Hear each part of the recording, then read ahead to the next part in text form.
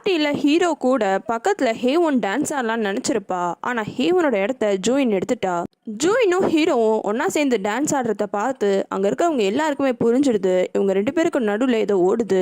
ஹேவனால அந்த விஷயத்தை தாங்கிக்க முடியல. அங்கே இருக்கிற பொருள் எல்லாத்தையும் கீழே போட்டு உடச்சிட்டு கோவமா மேன்ஷனை விட்டு வெளியில் வரா. அப்படி வெளியில வந்தவளை ஜோயினும் தடுத்து நிறுத்தி சமாதானப்படுத்துறா. ஆனா ஹேவனுக்கு கோவத்துல உனக்கு அவன் மேல இன்ட்ரெஸ்ட் இருக்குதானே, அதனால தானே நீ எப்பவுமே அவன் கூடவே சுத்திட்டு இருக்க, உனக்கு நல்லாவே தெரியும் நான் அவனை லவ் பண்ணுறேன்னு, இருந்தாலும் நீ அவன் கூட டான்ஸ் ஆடலன்னு கத்த ஆரம்பிச்சிடுறா. கரெக்டாக அந்த நேரம் பார்த்து டோஷிக்கும் ஹீரோவும் வந்துடுறாங்க. அவங்களும் வந்து ஜோயினுக்கு சப்போர்ட் பண்ணுறாங்க. இருந்தாலும் ஹேவனை கோவத்தில் அங்கேருந்து கிளம்பிடுறா. உடனே ஜோயினும் ஹீரோ கிட்ட நீ போய் ஹேவனை சமாதானப்படுத்துன்னு சொல்கிறா. ஆனால் அதுக்கு ஹீரோ இல்லை, இந்த சுச்சுவேஷனில் உன்னை பற்றி தான் எனக்கு ரொம்ப கவலையாக இருக்குது, நான் தான் தேவையில்லாமல் இந்த மாதிரி ஒரு விஷயத்த பண்ணிட்டேன், நான் பண்ண ஒரு விஷயத்தினால தான் இப்போ ஹேவன் உங்ககிட்ட சண்டை போட்டு போயிட்டா, நீ இந்த மாதிரி சுச்சுவேஷனில் இருக்க, ஆனால் என்னோட கேர் ஃபுல்லாகவே உன்னை பற்றி மட்டும்தான் சொல்லிடுறான். அடுத்த நாள் டோஷிக்கு ஹேவன் கிட்ட நீ பண்ண விஷயம் எல்லாமே ரொம்ப தப்பு, நீ ஹீரோவை லவ் பண்ணுறேன்னு சொல்கிற, ஆனால் ஹீரோ முன்னாடி இப்படி ஒரு விஷயத்த பண்ணிட்ட, அவன் உன்னை பற்றி என்ன நினைப்பான், நீ ரொம்ப பண்ண தப்புன்னு திட்டுறான். ஆனால் அதுக்கு ஹேவன்னு உனக்கு தோணலையா, அவங்க ரெண்டு பேர் டான்ஸ் ஆடும் போது அவங்களுக்குள்ள ஏதோ ஒரு விஷயம் இருந்தது, நீயும் தான் நான் ஜோயினை லவ் பண்ணுறேன்னு சொல்கிற, அவள் அப்படி பண்ணுறது எல்லாமே உனக்கு ஓகேவா, உனக்கு எதுவுமே தோணலையான்னு கேட்டுடுறா. டோஷிக்கும் இதுக்கு மேலே நம்ம சும்மா இருந்தா ஜோயின் கண்டிப்பாக நம்ம கையை விட்டு போயிடுவான்றத புரிஞ்சுக்கிறான். உடனே ஜோயினை கூப்பிட்டு ஜோயின் கிட்ட ஹீரோவோட அந்த வீடியோவை காமிச்சிடுறான். அவன் நினச்ச ரியாக்ஷன் வேற. ஆனால் அந்த வீடியோவை பார்த்து ஜோயினும் இந்த சிசிடிவி ரெக்கார்டிங்கை வேற யார்ட்டையும் நீ காமிச்சிடல, தயவு செஞ்சு இதை டிலீட் பண்ணிட்டு யார்ட்டையும் காமிச்சிடாதன்னு சொல்கிறா. இவளே இப்படி சொன்ன உடனே டோஷிக்கே ஷாக் ஆயிடுறான். அப்போ உனக்கு எல்லா விஷயமும் தெரியுமான்னு கேட்குறான். அதுக்கு ஜோயினும் நீ நினைக்கிற மாதிரிலாம் இல்லை, அவன் நல்ல மனுஷன் தான், அவ்வளோ சீக்கிரம் யாருக்கும் எந்த கெடுதலும் பண்ணிட மாட்டான்னு சொல்கிறா. டோஷிக்கு கோவம் வந்துடுது. இந்த வீடியோ பார்த்ததுக்கு அப்புறமா கூட எப்படி அவனை மனுஷன் நீ சொல்கிற, எப்போ இந்த வீடியோவை நான் பார்த்தனோ அன்னில இருந்து எப்படி நீ தனியாக அவன் கூட மேன்ஷனில் பத்திரமா இருப்பேன்ற விஷயம் மட்டும் நான் என் மைண்டில் ஓடிட்டே இருந்தது, ஆனால் நீ என்னன்னா ரொம்ப கூலாகவே சொல்கிறேன்னு கத்துறான். ஜோயின் அதுக்கு எந்த பதிலும் சொல்லாமல் சாரி உண்மையை நான் மறைச்சிட்டேன், என்னை மன்னிச்சிடுன்னு அங்கேருந்து ஏந்து கிளம்பிடுறா. இப்படி ஜோயின் வெளியில போன நேரமா ஹீரோவும் அவனோட பேஸ்மெண்ட் ரூமுக்கு போயிட்டு ஹேசனோட அந்த டிராயிங்கை தேடுறான். ஆனா அது எந்த இடத்துலயுமே காணும். மொத்த பேஸ்மெண்ட்டுமே சலடை போட்டுடுறான். ஜோயினும் வந்து ஹெல்ப் பண்றா. ஆனா அப்பவும் அந்த டிராயிங்கை கண்டுபிடிக்க முடியல. ஹேவனும் என்னதான் அப்படி பிஹேவ் பண்ணிட்டு வந்தாலும் இன்னும் அவ ஹீரோவை மிஸ் பண்ணிட்டே இருக்கா. அப்ப மான்வி திரும்பி அங்க வந்து பிரச்சனை பண்றான். அவன் ஹேவனுக்காக அந்த டிராயிங்கை கொண்டு வந்து கொடுத்துருப்பான். அதுக்கான காசை ஹேவன் தரல. அதுக்கு ஹேவனை ஒரு டிராயிங் தானே கொடுத்த, அதுக்காக இவ்வளோ காசுலாம் கேட்குறியன்னு கேட்குறா. உனக்கு அந்த டிராயிங்கோட இம்பார்ட்டன்ஸ் தெரியல, அந்த டிராயிங்கில் இருக்கிற பொண்ணுக்காக தான் அவன் திரும்பியும் மனுஷனாகணும் ட்ரை பண்ணிட்டு இருக்கான்னு சொல்லிட்டு போயிடுறான். இவன் இப்படி சொன்னதை வச்சு ஹேவனும் புரிஞ்சுக்கிறா ஹீரோ ஒரு மனுஷன் கிடையாது. ஹீரோ அந்த டிராயிங் காணோன்னு இன்னுமே ரொம்ப கஷ்டத்தில் இருக்கான். அப்போ ஜோயினு அது ஆஃப்டர் ஆல் ஒரு டிராயிங் தான், அந்த பொண்ணு யாரு, அந்த பொண்ணை நீ எப்படி லவ் பண்ணுன்ற விஷயத்த மட்டும் மைண்டில் வச்சுக்கோ, அந்த பொண்ணோட லவ்னால் தான் நீ திரும்பி மனுஷனாகணும்னு நினச்ச, அது மட்டும் மைண்டில் இருக்கட்டும், அந்த டிராயிங்க்கு அவ்வளோ இம்பார்ட்டன்ஸ்லாம் கொடுக்காதன்னு சொல்கிறா.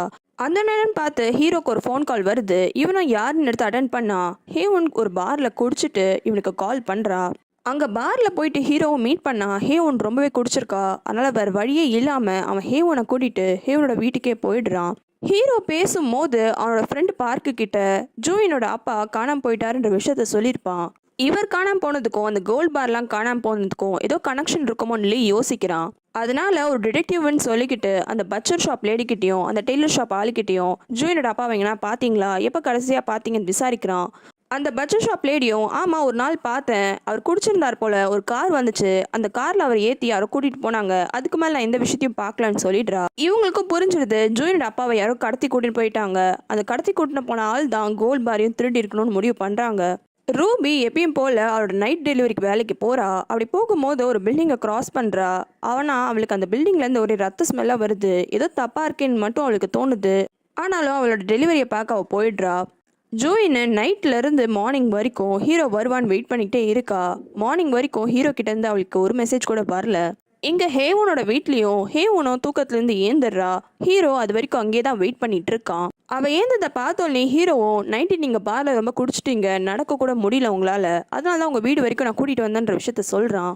ஆனால் அதுக்கு ஹேவனு எனக்கு எல்லா விஷயமும் தெரியும், எதனால் நம்ம இப்படி மீட் பண்ணுறோன்ற விஷயமும் எனக்கு தெரியும்னு சொல்கிறா. ஹீரோக்கு ஒன்றுமே புரியல. அப்போ தான் அவன் அந்த ஸ்க்ராலை காமிச்சு இந்த டிராயிங்கை பார்த்தாலே எனக்கு எல்லாமே புரியுது, இந்த பொண்ணு தானே ஹேசோன்னு, அதாவது நான். அதனால தானே நீங்கள் என்னை பார்க்கும்போது எப்பவுமே ரொம்ப மிஸ் பண்ணுற மாதிரியே பார்த்துட்டே இருப்பீங்க.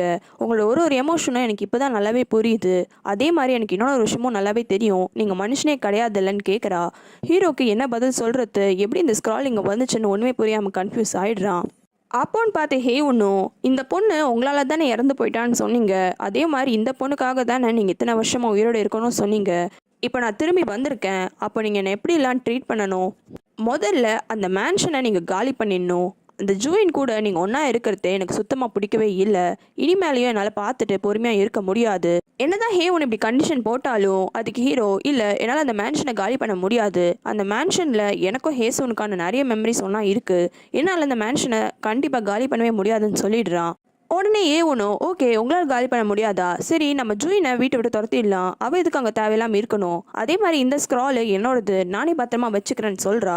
ஆனால் ஹீரோக்கு ஹேவன் பண்ணுற இந்த ஒரு ஒரு விஷயமும் சுத்தமாக பிடிக்கவே இல்லை. என்ன இப்படிலாம் பிஹேவ் பண்ணுறா, ஏன் ரொம்ப டிஃப்ரெண்ட்டாக இருக்கான்ற மாதிரியே ஹேவனை பார்த்துட்டே இருக்கான். அப்போ தான் நைட்டு ஜூயின் சொன்ன விஷயம் அவளுக்கு ஞாபகத்துக்கு வருது. அந்த ஸ்க்ராலில் இருக்கிற ட்ராயிங்கு ஆஃப்டர் ஆல் ஒரு ட்ராயிங் தானே. நீங்கள் இத்தனை வருஷமாக வெயிட் பண்ணிட்டு இருக்க ஆள் ஹேசனோட ஜெராக்ஸ் காப்பிலாம் இல்லை. யார் உங்களை லவ் பண்ண வைக்கிறா, யாருனால உங்களுக்கு லவ் வந்து உங்களோட ஹார்ட் பீட் ஆகணுன்றது தானே. அவங்க எப்படி இருக்காங்கன்றது முக்கியம் கிடையாது, அவங்க உங்களை லவ் பண்ணுறாங்களான்றது தானே முக்கியம் அப்படின்னு கேட்டிருப்பா. இது எல்லாத்தையும் யோசிச்ச ஹீரோவும், இல்லை அந்த ஸ்க்ரால் எனக்கு தேவையே இல்லை, அதை நீ ரிட்டர்ன் பண்ணவே தேவையில்லைன்னு சொல்லிடுறான். என்ன ஹீரோவே இப்படி பேசுகிறான்னு ஹேவனும் ஷாக் ஆகி நின்றுடுறா. அப்போ ஹீரோ, நான் வெயிட் பண்ணிட்டு இருக்க பர்சனு இந்த டிராயிங்கில் இருக்க அதே பர்சன் கிடையாது. அதுக்கப்புறமா ஜூயின் சொன்ன எல்லா விஷயத்தையும் திரும்பியும் ரிப்பீட் பண்ணுறான். ஹீரோனுக்கு எந்த பதிலும் சொல்ல முடியாமல் அப்படி சைலண்ட்டாகவே இருக்கா. ஹீரோவும் கிளம்பிடுறான். அப்படி கிளம்புனவன் திரும்பியும் நின்று அதே மாதிரி மற்றவங்களோட இந்த மாதிரி ப்ரீஷியஸான திங்ஸை திருடுறது ரொம்பவே தப்பு. இப்பெல்லாம் ஹேவன் கிட்ட பேசிட்டு ஹேரோட வீட்டை விட்டு கிளம்பிடுறான். கிளம்புனவன் காலையில இருந்து எல்லா இடத்துலையும் சுற்றுறான்.